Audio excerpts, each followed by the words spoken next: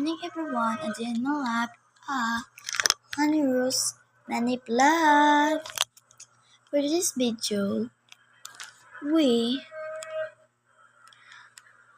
aking iprank ang aking bunsong kapatid. Ito siya guys.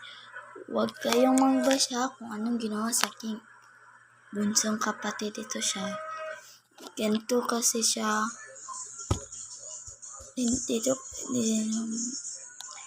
mag-ano siya. Mag-cellphone. Ganito. Pero hindi ko ipapakita sa inyo. Kasi baka anong sabihin nyo. Pero huwag naman kayong magbasyakin. Sige na. Please follow and subscribe in my channel. And the name is Honey Rose Many Vlog.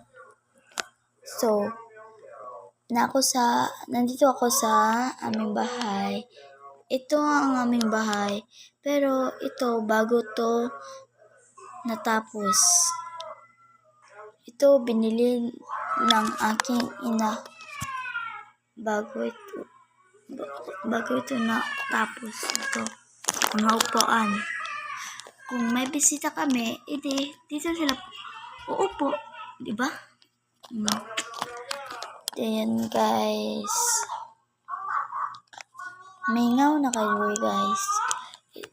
Kuan siya guys. 3 ang alas 3 ng umaga. So, bago pa. Hindi pa ako natutulog guys. Kasi natulog ako kanina. Hindi ako natutulog. Ito ang aking bunso kapatid. Nagsisilpon pa. Wala pa siya natutulog. Kahit hindi siya natutulog kanina.